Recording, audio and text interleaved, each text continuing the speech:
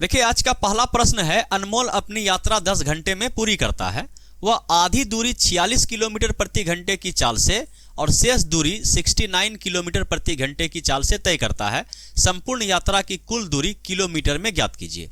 मान लीजिए कि ये उसका कुल दूरी था, ठीक है। बोला है कि आधी दूरी वह 46 के चाल से तय किया, आधी दूरी वह 46 के किलोमीटर प्रति घंटे की चाल से तय किया और शेष दूरी 69 किलोमीटर प्रति घंटे की चाल से तय किया। और कुल समय उसको कितना लगा है, बोलिए 10 घंटा। हम मान लेते हैं कि 46 के चाल से जो दूरी तय हुआ उसमें वह x घंटा समय बिताया, और ये जो शेष दूरी 69 के चाल से तय हुआ है, अगर कुल समय 10 घंटा लगा है तो x घंटा यहां लग गया, तो इसको, इस समय को हम बोल देते हैं कि 10 माइनस x घंटा। समझ पाए, कुल समय 10 घंटा था। और यहां पे एक चीज साफ बताया गया है कि वह जो है आधी दूरी 46 किलोमीटर प्रति घंटे की चाल से तय करता है, तो बाकी जो शेष दूरी है वह भी तो आधा ही बचा ना। तो हम यहां पे लगा सकते हैं कि दूरी बराबर दूरी, और दूरी का क्या फॉर्मूला होता है, तो दूरी बराबर होता है चाल गुना समय। तो चाल 46 समय x घंटा, इधर चाल 69 समय 10 माइनस x घंटा। दोनों में हम क्या करेंगे, दूरी बराबर दूरी करके x का मान निकाल देंगे। बात समझ पाए, दूरी पूछा है, दूरी का मान निकाल देंगे। देखिए अगर हम इसको बराबर करें ये दूरी, तो ये हो गया आपका 46x ये दूरी, और बराबर हो जाएगा, इसको गुना कर देंगे तो ये हो जाएगा 690 और माइनस का 69x। 69 इधर x आके इधर जुड़ जाएगा ना, तो बोलिए इधर बच जाएगा आपका 690 और ये हो जाएगा आपका, जुट जाएगा तो कितना हो जाएगा, बोलिए कि 9 6 15 करीब 5 हाथ में बचा कितना 1 और 7 4 11 115x, और x बराबर कितना हो जाएगा, बोलिए 690 और बटे में कितना 115। तो 6 90 और 6 से 6 एकदम सही है, 6 निकल गया x का मान। x का मान क्या निकल गया, 6। अगर हमें दूरी निकालना है तो हम यहाँ पे x का मान रखते हैं। अगर यहाँ पे x का मान रखेंगे तो कितना दूरी निकलेगा, बोलिए आधा दूरी निकलेगा। तो x का मान यहाँ पे हम अगर 6 रख देते हैं तो 6 के 36 करीब 6 हाथ में बचा कितना 3, और 6 के 24 और 3 27, तो 276 किलोमीटर जो निकला ये आधा दूरी निकला। हमें क्या पूछा गया है कि कुल दूरी बताइए, तो इसको डबल करना पड़ेगा, 276 का डबल करना पड़ेगा तो कितना आ जाएगा 552। तो 552 किलोमीटर इस सवाल का सही जवाब है। और हमें ऐसा लगता है कि यह सवाल आपको समझ में आ गया होगा कि दूरी बराबर दूरी करने से यह सवाल का आंसर आ जाता है। ना समझ पाए, चलिए अब हम बढ़ते हैं क्वेश्चन नंबर 2 की ओर, और ये रहा क्वेश्चन नंबर 2 आपके स्क्रीन पे। यह सवाल भी क्या है, काफी इजी है। देखिए प्रश्न क्या है, दिया गया है कि 87 पर पावर 0.27 बराबर x और 87 पर पावर 0.15 बराबर y, तो x पर पावर z बराबर y पर पावर 6 है, तो z का मान क्या है।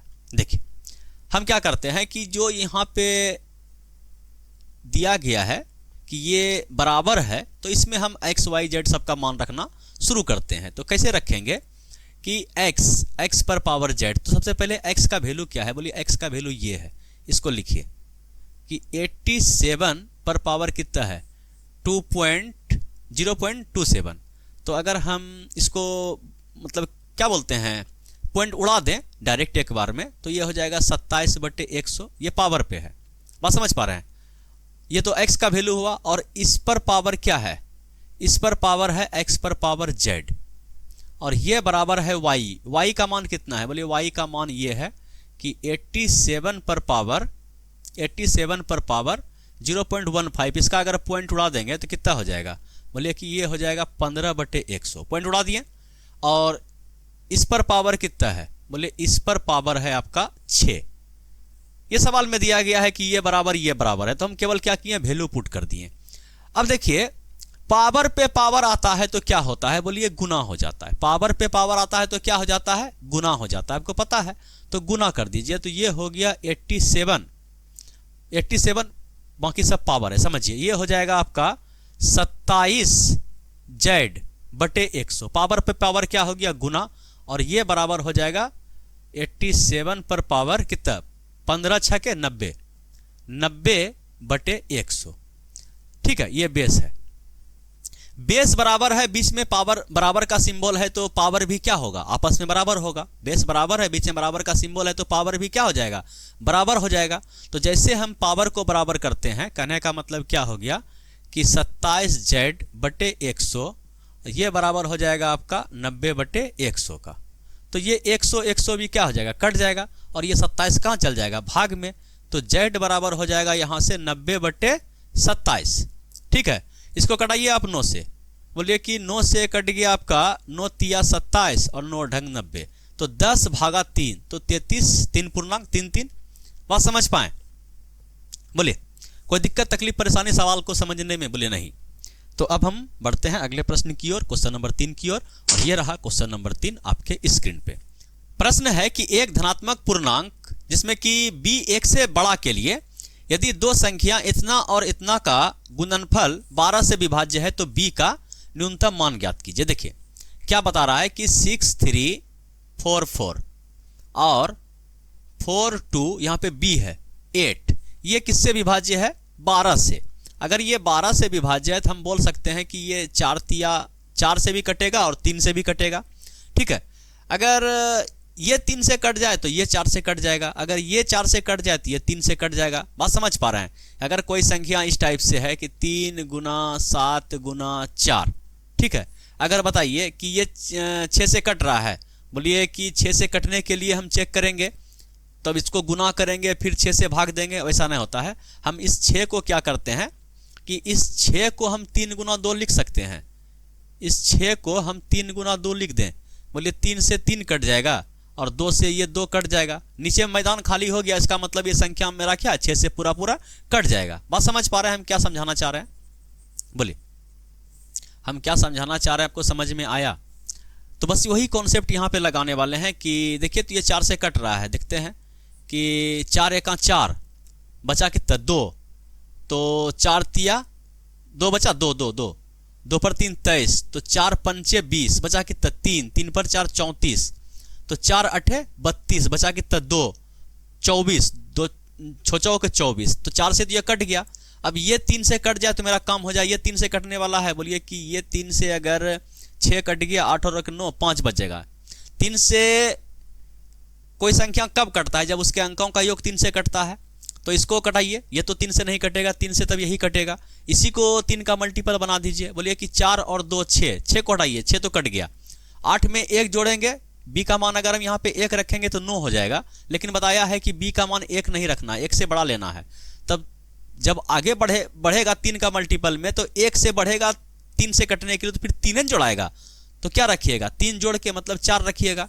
समझ पा रहे कि नहीं? जैसे 4 रखिएगा तो 8 4 12, इधर तो 6 कटिए गया है, 8 4 12 कट जाएगा 3 से। बात समझ पा रहे थे? क्या मान रखिएगा 1 से बड़ा 4। क्वेश्चन इजी था कि नहीं? बोलिए हाँ एकदम इजी था।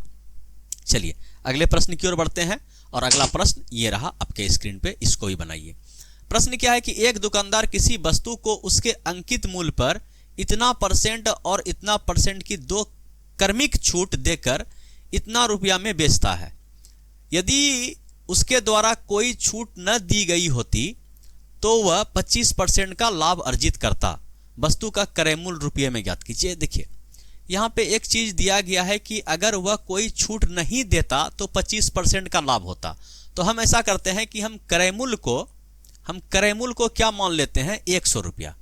जैसे हम क्रय मूल्य को 100 रुपया मान लिए, तो विक्रय मूल्य जो है वो विक्रय मूल्य नहीं, विक्रय मूल्य मत मानिए, क्रय मूल्य को अगर हम 100 रुपया मान लिए हैं तो अंकित मूल्य को हम कितना रखेंगे, बोले कि अंकित मूल्य पर जब कोई छूट नहीं दिया जाएगा तो 25% का लाभ होगा, मतलब 25% लाभ वाला अंकित मूल्य रखेंगे, मतलब अंकित मूल्य 125 रखेंगे। 100 में खरीद के अंकित मूल्य 125 रख देंगे, तो इस पे अगर हम बेचेंगे बिना कोई डिस्काउंट का तो 25% लाभ होगा कि नहीं होगा? बोले हाँ होगा। लेकिन वह सामान 125 में नहीं बिका है, तब उस पर छूट मिला है, पहला छूट मिला है 84 का, दूसरा छूट मिला है 44 का। तो हम जैसे MRP 125 लेके चलते हैं और इस पे 2 छूट देते हैं कि 125 पे पहले 84% का छूट देना है। तो जैसे 84% का छूट दिया गया तो सामान का जो वैल्यू बचा कितना बचा, बोले कि 84 चला गया तो 16% ही मात्र रिकवर हुआ, तो 16% पे ये हो गया। बोलता है कि इसके बाद एक छूट और दिया गया 44% का।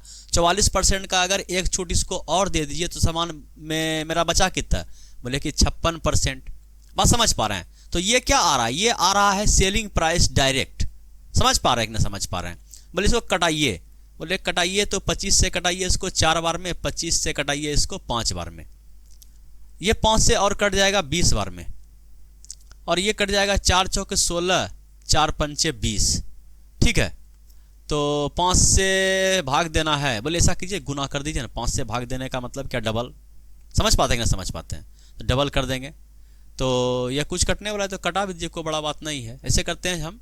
अच्छा, ये 4 से 4 भी कट गया क्या? ये 4 से ये 4 भी कटिए गया। देखिए भूल गए थे, ये 4 4 भी था, तो 56/5 हो गया। तो 5 से भाग देने का मतलब क्या करते हैं? 2 से ऊपर नीचे गुना कर देते हैं। तो 14 दूना 12 करीब 2, हाथ में बचा कितना? 1, 5 10 और 1 11, और नीचे क्या हो गया? 10 हो गया। 10 का एक सुनना यहाँ पे आ जाएगा। तो जैसे 2 छूट दिया गया तो 125 जिसका दाम था उसका दाम घट के कितना हो गया? बोलिए कि 11.2 रुपया। 11.2 रुपया। 125 रुपया जिस सामान का MRP सेट करके रखा गया था, उस सामान कितना में बिका हुआ सामान? बोलिए 11 रुपया 20 पैसा में। लेकिन सवाल ने बताया है कि 2 छूट देने के बाद वह सामान जो है 940 रुपया 80 पैसा में बिका है।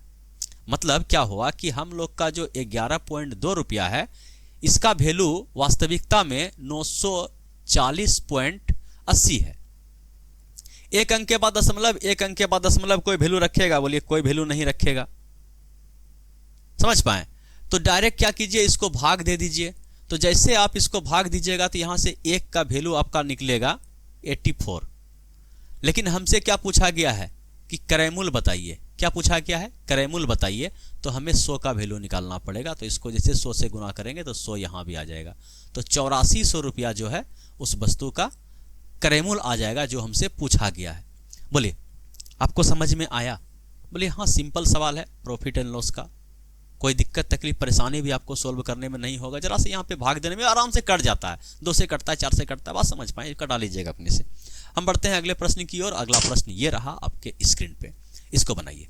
देखिए प्रश्न है, यदि AE 20 सेंटीमीटर और AB 15 सेंटीमीटर तथा चतुर्भुज BCDE एक वर्ग है। BCDE क्या है? एक वर्ग है। समझिएगा, पहले हम एक वर्ग बना लेते हैं बढ़िया ऐसा। देखिए कितना बढ़िया मेरा वर्ग बना। ठीक है, इसका नाम है BCDE।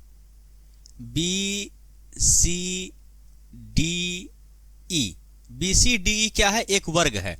तो बहुभुज ABCDE का क्षेत्रफल ज्ञात कीजिए। अब A कहां रखिएगा? A के साथ B भी होना चाहिए। काहे कि यहां देखिए AE का मान दिया गया है और AB का मान दिया गया है। मतलब A यही पोजीशन पे कहीं ना कहीं होगा, तब ना AB भी निकलेगा और AE भी निकलेगा। तो इसको ऐसे मिलाइए, AB निकल गया और इसको यहां से ऐसे मिलाइए तो ये AE भी बन गया। तो A पॉइंट आपका कौन हो गया? ये वाला।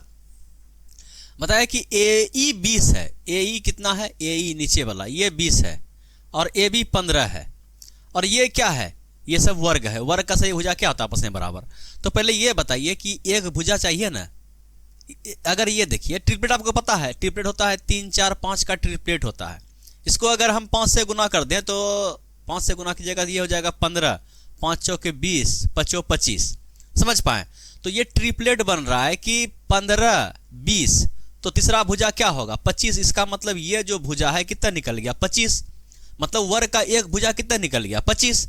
तो इस वर्ग का क्षेत्रफल कितना हो जाएगा? बोलिए 25 गुना 25 625। वर्ग का क्षेत्रफल कितना हो गया? 625। अच्छा, ये त्रिभुज का क्षेत्रफल कितना हो जाएगा? बोले त्रिभुज का क्षेत्रफल होता है 1/2 आधार गुना ऊंचाई। 1/2 से अगर इसको काट दें, 10 20 को 10 से बना दें तो 15 ढंग 150। तो 150 इसमें और जुड़ जाएगा। तो ये बहुभुज का क्षेत्रफल आ जाएगा 5 और ये 7 और ये 7।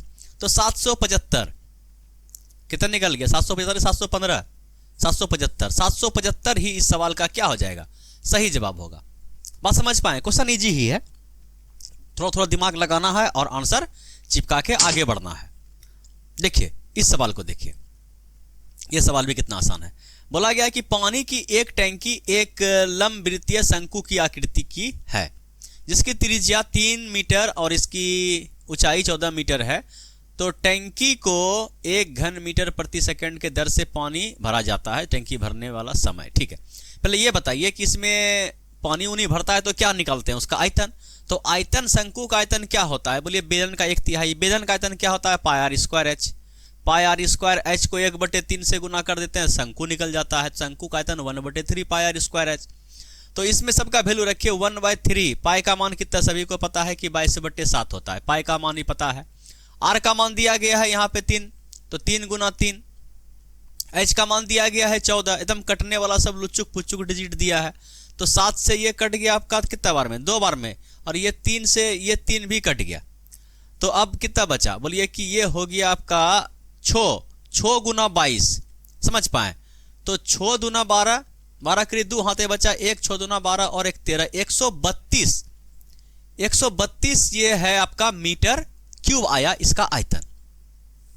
अब बोल रहा है एक टैंकी को 1 घन मीटर प्रति सेकंड की दर से पानी भरा जाता है।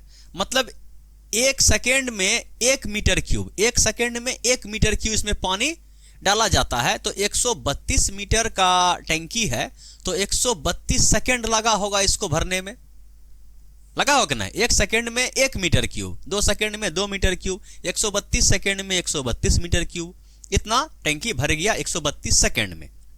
फिर पूछा गया है तो समय बताइए, समय किसमें बताइए, मिनट में। मतलब ये समय मेरा किसमें आया है, सेकंड में। जैसे हम इसको 60 से भाग देंगे तो किससे बन जाएगा, मिनट में, है कि ना। तो 6 दूना 12, 6 दूना 12, नीचे आ गया 10, तो नीचे 10 का 1 शून्य, शून्य का यहाँ लगा दिए, तो इतना मिनट आ गया, जो ऑप्शन नंबर ए में ही देख पा रहे हैं। बात समझ पाए, एकदम आसान क्वेश्चन था, बन गया होगा। अब हम बढ़ते हैं क्वेश्चन नंबर नहीं, अगले क्वेश्चन की ओर।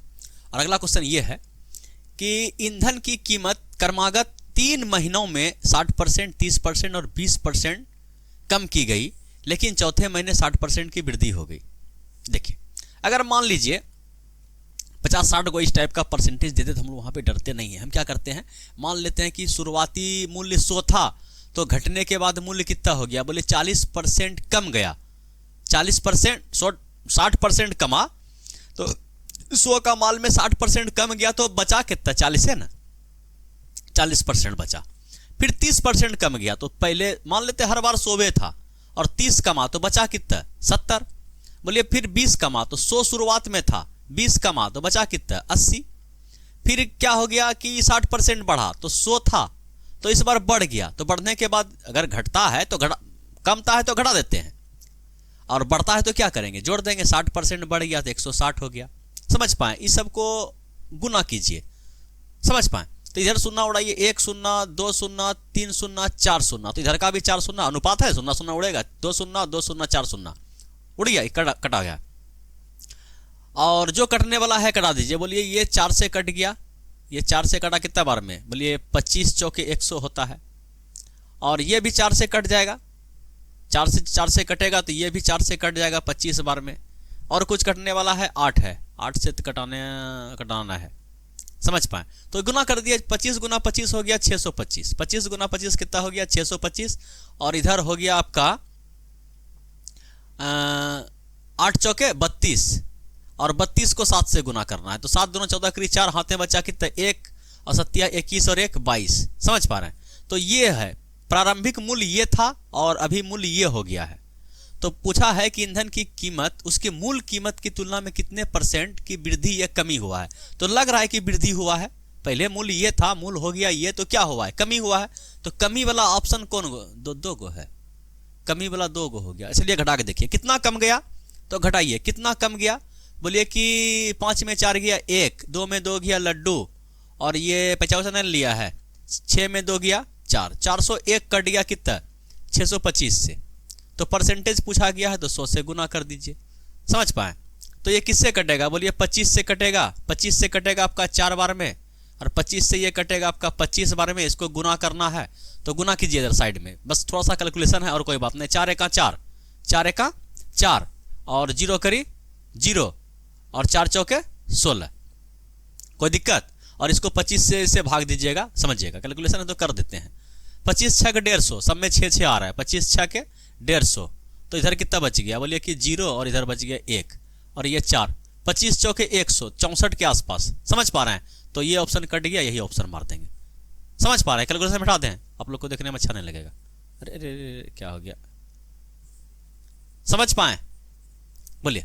सवाल में थोड़ा सा कैलकुलेशन है कि नहीं? सब सवाल इजी ही नहीं देगा, थोड़ा सा समय भी लगना चाहिए आपको सोल्व करने में, है कि नहीं? तो चलिए, ये सवाल भी हल्का ही था, थोड़ा सा कैलकुलेशन था, बस समझ पाए। अब इस सवाल को देखिए। देखिए प्रश्न है, वर्ष के प्रथम 3 महीनों में मनीष की प्रति माह औसत आय इतना रुपया थी। अप्रैल में उसकी आय प्रथम 3 महीनों की औसत आय से 25% अधिक थी। यदि पूरे वर्ष के लिए उसकी प्रति माह औसत आय इतना रुपया है, तो मई से दिसंबर तक मनीष की प्रति माह औसत आय रुपया में कितना होगा? ये ना, देखिए यहां कुछ नहीं करना है, एवरेज का सिंपल सा फार्मूला लगाना है और बाकी सब क्या है? बाकी सब कैलकुलेशन है। देखिए इसमें हम लोग क्या करने वाले हैं कि देखिए प्रथम 3 महीनों में, तो 3 महीने का जो उसका औसत आय था प्रत्येक महीने के लिए, वो कितना था? बोलिए कि 8784 रुपया, ये 3 महीने का था। और चौथे महीने का मतलब अप्रैल में बोला है कि प्रथम 3 महीने का जो औसत है, कुल नहीं, औसत से 25% अधिक था।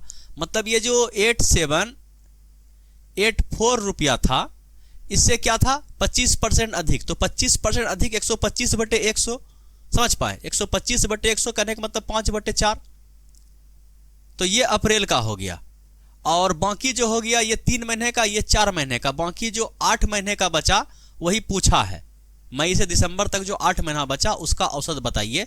तो कुल औसत दिया गया है कि 12 महीना का जो औसत है वह है 99099085। बस इसको क्या करना है? कैलकुलेशन करके और उसके बाद x का मान निकाल देना है, वही आपसे पूछा गया है। थोड़ा सा कैलकुलेशन है, इसमें आप तरह तरह का कॉन्सेप्ट लगा सकते हैं, है कि नहीं? चलिए हम कोई कॉन्सेप्ट नहीं बताएंगे, डायरेक्ट इसको प्रोसेस से सोल्व करेंगे। देखिए, और जो गुना भाग करने का समय है इस आप कर लीजिएगा, हम करके पहले से रखें, डायरेक्ट छापते हैं। अगर आपसे कहीं गलती हो जाए तो आप कर लीजिएगा। 3 से गुना करना कोई बड़ा बात नहीं है, 4 से ये कट जाएगा, 5 से गुना करना कोई बड़ा बात नहीं है। बात समझ पा रहे हैं कि नहीं समझ पा रहे? कोई दिक्कत नहीं है। अगर जिस सवाल में दिमाग नहीं लगाना है उसमें कैलकुलेशन है, हम डायरेक्ट छापते हैं। समझ पाए कि इसको गुना के इतना आया, इसको 4 से कटाने के बाद 5 से गुना के इतना आया, ये इतना हुआ, ये इतना हुआ। बात समझ पा रहे हैं? और ये दोनों को जोड़ के इतना हुआ, ये इतना हुआ, ये इतना हुआ, और इसको इधर भेज दिए, घट गया, घटाने के बाद इतना हुआ, और ये 8 यहाँ भाग में दिए तो कट मर के कितना हुआ? ऑप्शन नंबर बी आया। सिर्फ कैलकुलेशन था जिसमें दिमाग लगाना नहीं रहता है। जिस सवाल में दिमाग नहीं लगाना रहता है तो उसमें क्या होता है? थोड़ा सा कैलकुलेशन होता है। समझ पा रहे हैं? इसको केवल गुना भाग करना है। एक सवाल इस टाइप का और है, इसको भी सेम टू सेम इसी मेथड से बनाना है। समझ पा रहे हैं? प्रश्न सेम टू सेम है, बस बाकी हम लिख रहे हैं कि क्या बोला है कि प्रथम 3 महीने का आय इतना था, तो 3 गुना कितना है? 4080। और अप्रैल का जो है इसका कितना है कि 4080 का 75% अधिक है। 75% कहने का मतलब क्या? 175/100, है कि नहीं? इसको भी करा 7/5 जाएगा। और ये हो गया 3 महीने का, ये चौथे महीना का, इधर 8 महीना का बचा। तो 8 महीने का पूरे वर्ष के लिए औसत इतना था, तो 8 वाला पूछा है। और पूरे वर्ष का जो औसत था ये कितना था? 405। इसको भी हम गुना करके देखते हैं, ठीक है? 480 और बटे में 8, तो इसको जब भाग दिए तो ये हो गया आपका 97185। 97185 ऑप्शन नंबर सी। बात समझ पाए? ये सिंपल क्वेश्चन था। ये क्वेश्चन सिंपल है, थोड़ा सा कैलकुलेशन था। कैलकुलेशन हम करने में काहे के लिए टाइम बर्बाद करेंगे? बात समझ पा रहे हैं? तो यही था भैया आज का लास्ट क्वेश्चन।